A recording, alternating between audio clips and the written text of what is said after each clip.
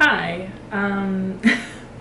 please excuse my random background and setup. I am just getting back into the swing of things with recording videos, and I think this might be the new place I need to record videos in my house, at least sit down ones, because my room is, sparsely decorated, and this is where the books are on my one shelf, as you can see. But welcome. I'm Gabrielle. I like to make book-related videos, and last year I had a really fun time making a worst books of 2022 video. So I thought I would go ahead, sit down, compile all my books that I read over this year and share with you the worst ones. Now, I will say I'm adding a little bit of a twist because I read pretty much like double the books this year than last year, so I have a bit more of a selection, and so I want to go ahead and combine them and make a best and worst reads of 2023. So that is what I have for you today. Okay, so let's go ahead and start off with the worst books of this year. Now, I want to share for everyone a little bit of a preface. So normally, and you'll see as reflected in my videos, I like to read primarily fantasy, fantasy romance, romantic fantasy, however you want to describe it, but that genre. I do sometimes pick up an occasional romance book, sometimes a lit fiction, and even more rare, a self-help book. But, some like memoirs. I think I read like 2 or so. And I do recognize as well, I'm a little bit more of a critical reviewer than I found a lot of my peers are, at least on the active social media world of books. I do see a lot of critical reviewers in the fantasy space on BookTube specifically, but in terms of like what I've seen shared from TikTok, on Instagram, and mostly anywhere else, people are generally positive about books. Understandably so. But I do like to take a very, not critical, but I do like to review books fairly in my head. And while sometimes I enjoy a book because of the fun vibes, a lot of the time there are certain elements that just don't work for me. So I'll go ahead and explain why, like for each book, and you'll probably see what kind of books I tend to enjoy because they have some similar qualities. Alrighty, I'm gonna start off with our worst books from the order I read them in this calendar year. And I do want to add another little caveat. These are the worst books out of the ones I read, not out of books published this year. So this is just out of the books I read, which was over 125 books this year. So we have a decent amount to work with. And not all of them are like recent books. Some of them were published, 10 plus years ago. And so yeah, the first one we're gonna start off, I read it in January, and I think I did a what I read in January video. And so check that out if you want a little bit more in-depth. But unfortunately, it was The Luminaries by Susan Dennard. Susan Dennard is a popular author, or at least she was a few years ago, back when people like Sarah J. Maas were gaining in fame. I'm forgetting exactly what Susan Dennard's like popular series was, as I wasn't active in the online space at that time. I think I was in middle school or something, and I did not have access to social media like that. And yeah, so this book in particular was about Winnie Wednesday. And by the way, for all my reviews I'm giving, I didn't re-look up the synopsis. I kind of want to just go off of what I remember about them, because usually I have a pretty decent memory of why I disliked something or why I liked it. So we'll kind of see how that goes. But yeah, the main character, Winnie Wednesday, she's like a part of this cult, and in the book, the main character in the world is in a different place than other humans, and Winnie and the other people are hunters of mythical creatures in the forests surrounding their area where they live. And so she and her family were like excommunicated from their cult because of something her dad did, and then her dad like disappeared, or maybe he died, I don't remember. So it's her trying to become a lead like killer of these mythical beings in order to regain entry in the cult and not have her family totally shunned from the rest of their society. It was really like bland. It was YA, I believe, so there wasn't any heavy romance. There was like a light start to a teen relationship, but it was mostly focused on the plot of Winnie like redeeming her family's name, and it was so like such a weak plot. There was nothing really interesting. There were no real elements where you felt like any significant emotion really at all. So that one was, yeah, my first huge bummer of the year. It has a nice looking cover. It's like a cool skull, but unfortunately that's like the best part of the book. Book number 2 of the worst books. I think I read this one next in order. That was Bewitched by Laura Talassa. She is a very popular romance author, and this is a romance book. She writes... The hilarious thing I'm just now realizing is she wrote one of my worst books of last year. And so with this book, I've decided I'm probably not going to pick her up again and read her stuff because she's probably just not for me. I don't mean that, you know, against her, of course. But yeah, probably just her writing style isn't for me. So she wrote Pestilence, if you watched my video from last year, and the Four Horsemen series is what Pestilence is a part of, and that is a really big series. That one actually I think got picked up for traditional publishing after it was originally indie published, and now this one, Bewitched, is traditionally published, so she's definitely picking up in popularity, and I've seen a lot of people loving her books, but unfortunately it really doesn't work for me. Bewitched in particular was about a girl who is a witch, and she's trying to get into this like witch college to increase her skills. However, every time she uses her magic, she like loses memory and forgets. And so there's this whole journey of her like going on, like for her school she has to go find, I forget what it was, like whether she had to go on this big adventure and like learn something, and by doing that she met like one of their requirements. She like gets on this plane and goes to some random jungle, and the plane breaks down and she's in this like random tomb of sorts or underground cave, and there's like a man there in a coffin, and he like wakes up and he's this old god, and he's like, you are my wife, like you're my wife, you're the ancient goddess from whatever, this old time period. And basically the plot is like she and him are fated to be together and were together like years ago, and he's trying to get her to remember, and he like follows her back to the college, and there's like more drama that ensues. But it was like the weakest plot ever, and throughout the whole story there kept being reminders to the reader of like, but when she uses her magic she's gonna forget things, like oh no, this is so bad, like this is very serious. But then nothing ever happened as a result of her losing her memory. The love interest was so dumb because it was like I'm sorry, that was harsh. The love interest was very lackluster because it was insta love, which isn't my favorite.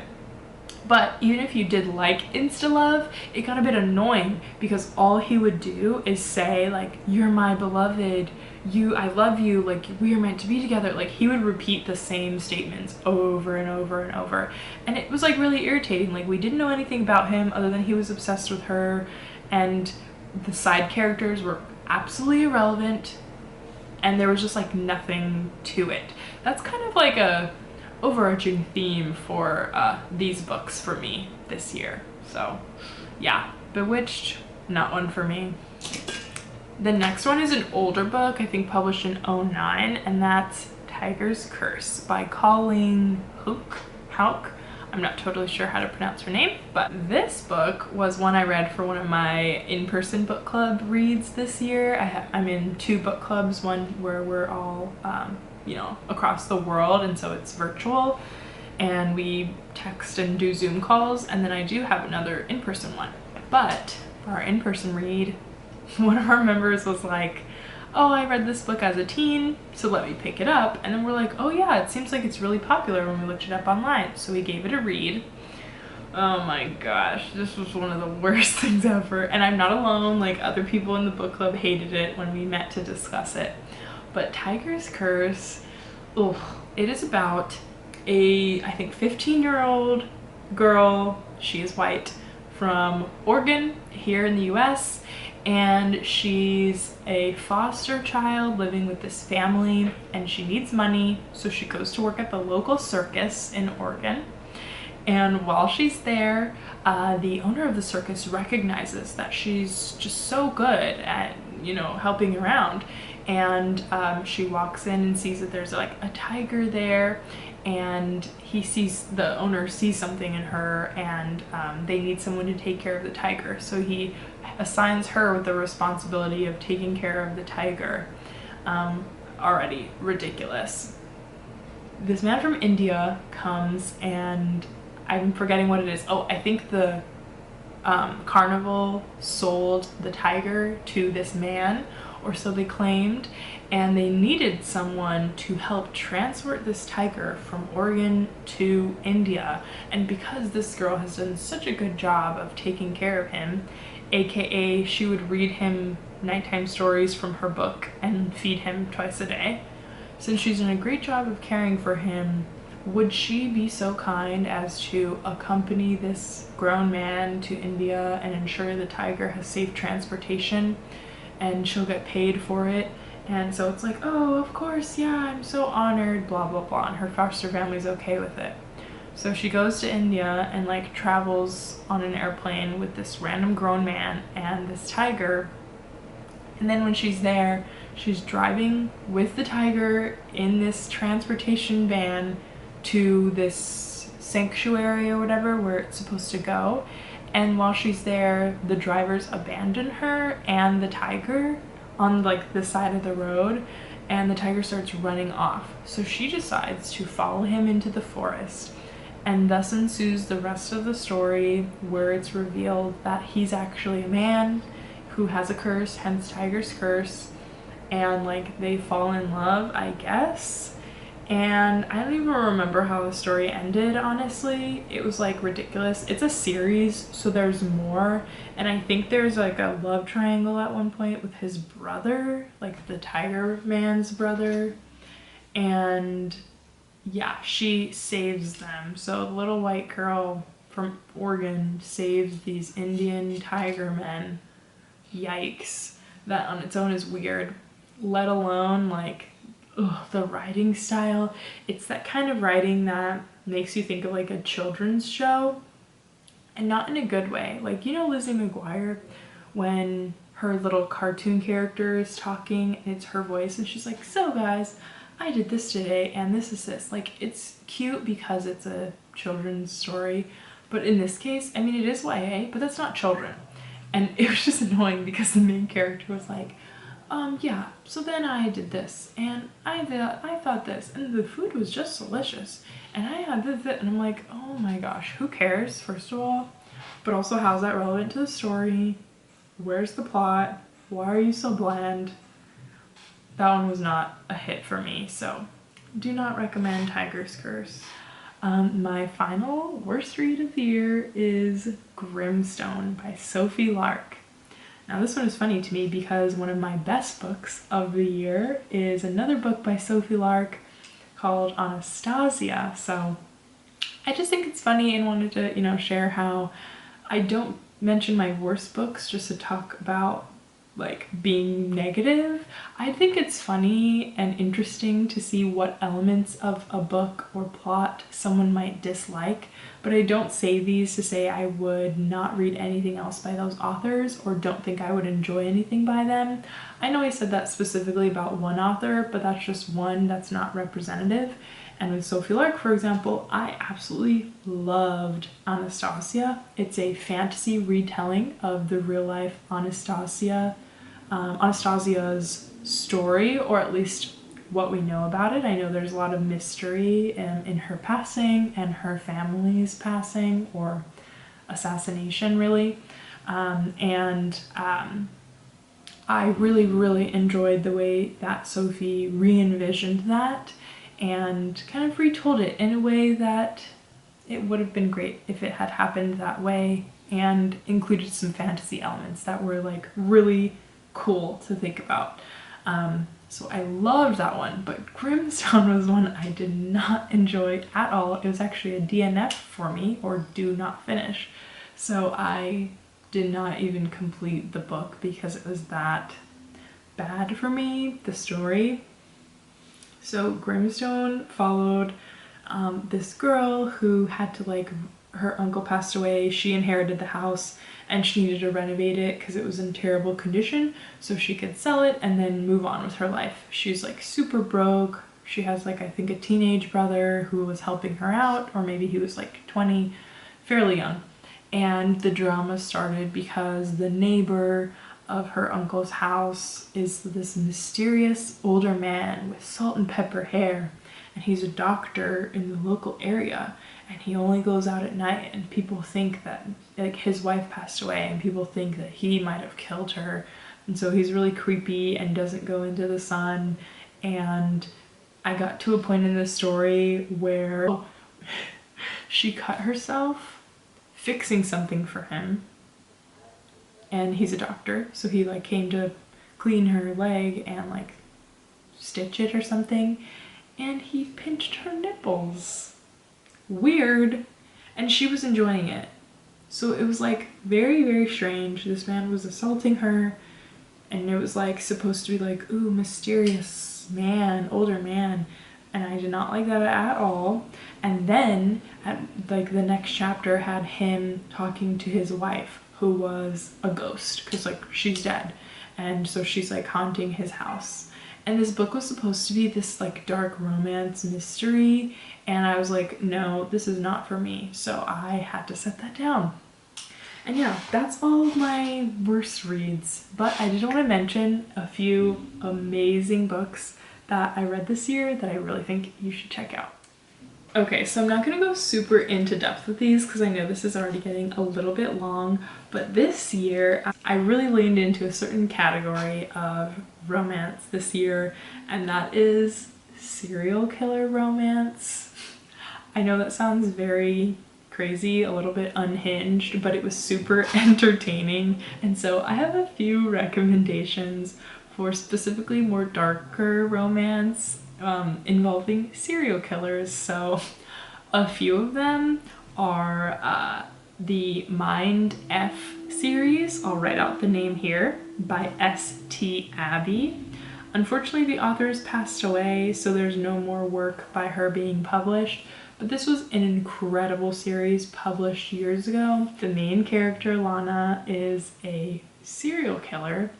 However, she is after revenge, and her love interest throughout the series is the lead FBI agent who is trying to solve the cases of the victims that she is murdering. It's very dark. You definitely would need to, of course, check the trigger warnings for all of these. And particularly for that one, there can be some really dark moments related to yeah, some of the trigger warnings in there. I don't want to go too in depth on those, but if you're interested in, like, a police and, you know, a criminal romance, that one was really, really good. The next two are by one of my new absolute favorite authors who I discovered this year, and I'm so thankful I did, because yeah, she's like one of my favorite authors ever now, and so I read a ton of her books, particularly in October, because I was like, ooh, spooky season, let me read all these serial killer romances. And so Brynne Weaver is my new favorite author, and books I loved by her were Butcher and Blackbird and Black Sheep. They're both quite dark, so again, read the warnings. But Butcher and Blackbird in particular is about two serial killers. However, for them, they both kill other serial killers. So they are serial killers of serial killers, if that makes sense. So they're like doing the police's job in terms of finding and tracking down other serial killers, but they're going a little past what police would do and killing them instead of like arresting them, because they kind of think that police are incompetent in that sense. And so yeah, they're still like good guys, if you will, and they don't know each other, but they meet each other tracking down the same person, and then they start this yearly tradition where every year they both have a competition of who can track down this one person, like who is committing this set of crimes. Like they receive the same set of crimes and they have to solve who is doing it, find that person, and whoever gets them first is the winner. And of course it develops into a romance, but this series is like, it's a dark comedy, so it is more on the comedic side, and it's really hilarious, very entertaining, and it is the first book in a trilogy. So the second one will be published next summer, I want to say June, and they are 3 standalones, all following the 3 Kane brothers. So Rowan is the main love interest in the first one. He has 2 brothers that we read about, and it'll be following each of their stories through the next 2 books. So very excited for that. And Black Sheep is it's not teacher-student romance, because I don't really prefer those, but she's a graduate student and he works at the same university.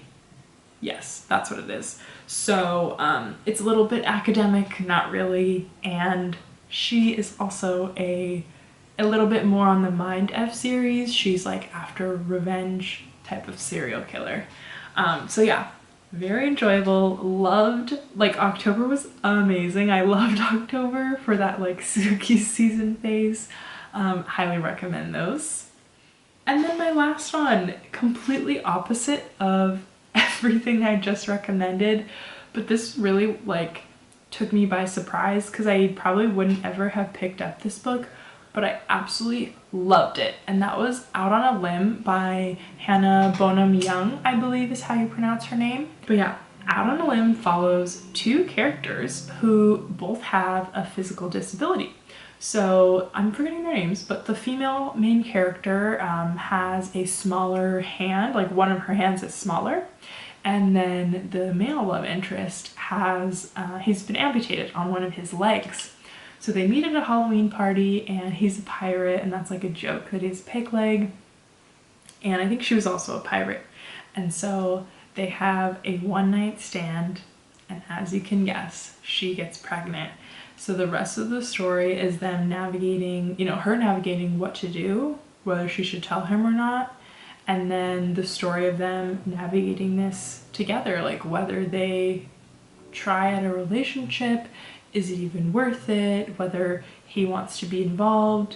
And I'm not one who usually enjoys any like surprise pregnancy in stories usually, but I mean this one isn't really a surprise because like that is the whole plot of the story, but it was so heartwarming.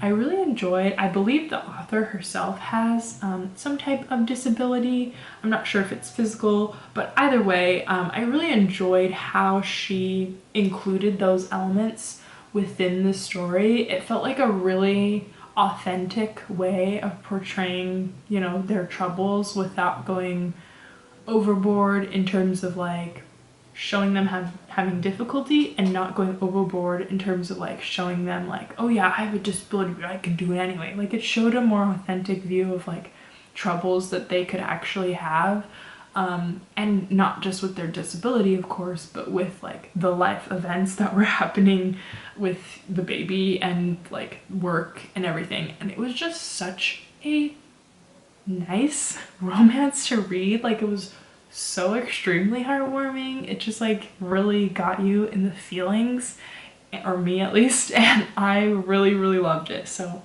highly recommend checking out Out on a Limb. The cover is super cute. the title is really funny. And yeah, I look forward to reading more of Hannah Bonham Young's books in 2024. I'm really looking forward to continuing to build this community over the next year and creating more videos for you. I'm really pleased with my reading year this year. Like I mentioned, I pretty much doubled how much books I read last year.